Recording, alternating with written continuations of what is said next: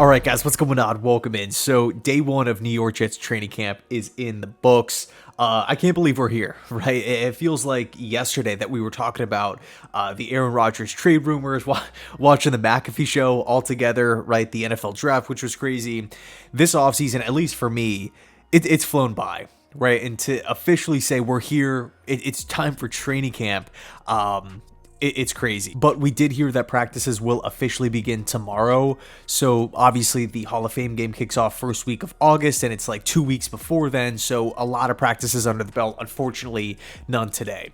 So before I dive into the interviews and some of the quotes, we did get the breaking news earlier this morning. I think it was around like 7:30, 7:45, that Will McDonald signed, as well as Joe Tippmann. And that's huge, right? Obviously, with Hard Knocks coming in, you just limit as many distractions as possible. We got the Quinnen Williams extension done. We got the rookie signed, first round pick, second round pick here. Again, limit the distractions. I'm so glad that these are, we're not going to have a holdout situation or the two parties can't come to an agreement. So all of a sudden, Will McDonald or Tippmann, somebody who's going to be competing for the starting center job, is missing 2 weeks, missing a week of practice. That is not ideal whatsoever. It's not the case, though. We're all good. So the first interview that I want to really go over here is from Alijah Vera-Tucker. He dropped some really awesome news that he isn't expecting to be limited at all when practices start tomorrow. And, if we think back to last season, he was flat out dominant, playing right guard, playing left tackle, like both sides of the line of scrimmage at two separate positions. That's absolutely insane. Unfortunately, though, his season did end early. He only appeared in 7 games, did start in 16 the year before that, but last season, only 7. He had the season-ending triceps injury. So because it was a season ender and because Vera-Tucker is a pivotal part of the Jets offensive line, all eyes were going to be on him, at least for me personally. Like, I wanted to know the status of AVT. This is a guy who's just so valuable to the football team, and he's so young, still in the middle, literally midway through his rookie contract. And the same goes for a lot of these young players that missed time last season, the Breece Halls of the world, the Mekhi Bectons. How will these players look when they get back from their season-ending injuries? Of course, they all experience something different, but, in the case of Vera-Tucker, he's so important for this Jets offensive line. To be honest with you, he's my favorite offensive player on the team. Just love the versatility. I love the ceiling match with the high floor. I think he just can do so many different things at a high level. It just gets me pumped up, right? He's a rookie, homegrown player, and I'm excited as hell that, according to him at least, that he should not be limited whatsoever in practice tomorrow. He also did mention that the expectation is for him to start at right guard for the entire year. There was some speculation early on, hey, what's going on with Vera-Tucker at tackle? Because not only can he, can he just play left tackle, but he also looked really, really good at left tackle, which is even cooler.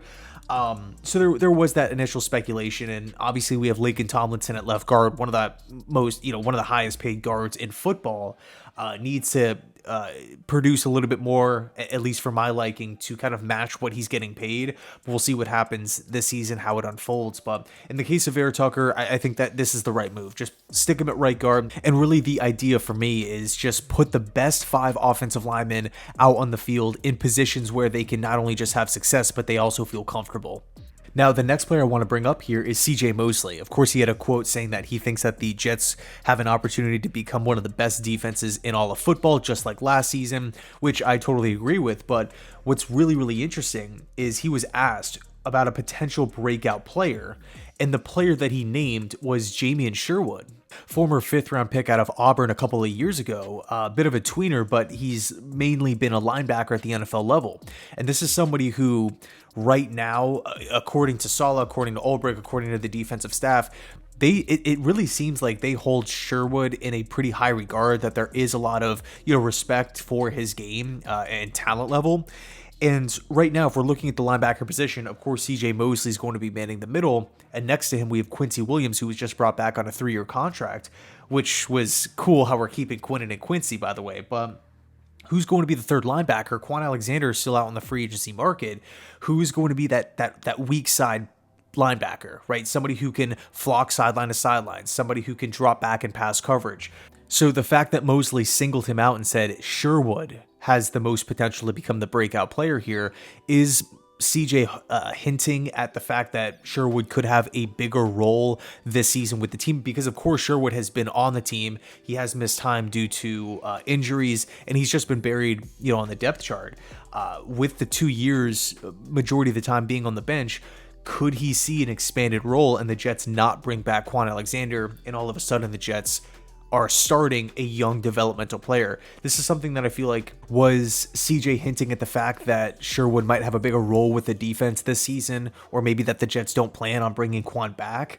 Of course, that's still up in the air at this point, but as long as the Jets put out the best available players, I am totally fine. Personally, I still want to see Quan Alexander back, but we'll see how it plays out. Next up, we did hear from Quinnen Williams, and it was cool, right, hearing him talk about his extension and everything that kind of went into it. And said a lot of the standard stuff. We're excited for the season, a lot of excitement, a lot of energy around the building.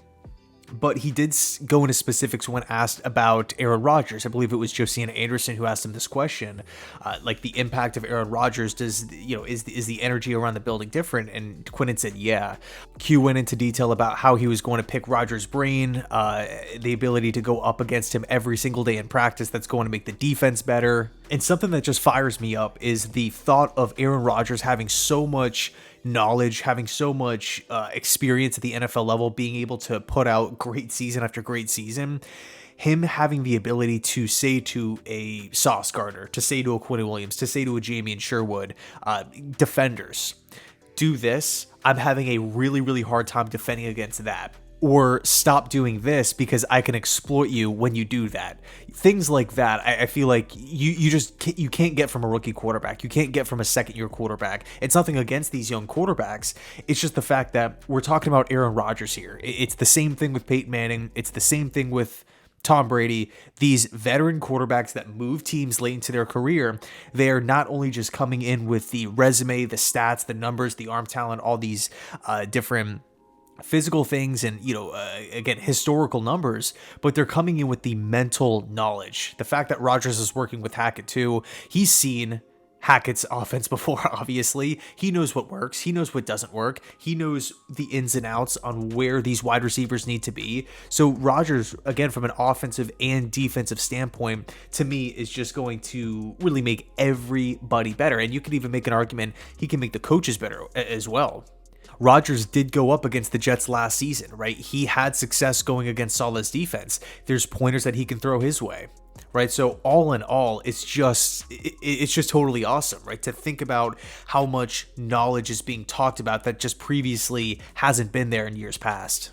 And of course, we have the Denzel Mims news, right? I believe it was Brian Costello and then Mike Garafolo of the NFL Network that reported that Denzel Mims will be released by the New York Jets unless they find a trade partner for him. Garafolo goes on to say that there has been multiple teams that have contacted the Jets regarding a potential trade. So hopefully Denzel Mims winds up in a spot with a team that wants him and that can utilize his skill set. It just doesn't really feel, and I talked about this in the video I posted before, it doesn't really feel like long-term it was going to work between Mims in this Jets regime. Obviously, he was a Joe Douglas pick, but the coaching staff was completely different with Adam Gase and, Greg Williams and whatnot. It's unfortunate. I loved Mims back at Baylor. I really liked what he did his rookie season, considering he was hurt. He missed a ton of time, but still managed to leapfrog the entire wide receiver depth chart, have a prominent role within the team, and be able to flash his rookie season. I mean, that game against the Chiefs, like he really made some plays. So I don't think Mims' career is done. I just hope that he lands with a good, a good organization with a solid plan in place for him in his new destination. And of course, hoping that the Jets land something of value in return for Denzel. So I'll leave it there. Let me know your thoughts down below in the comment section. Thanks so much for watching. And as always, go Jets.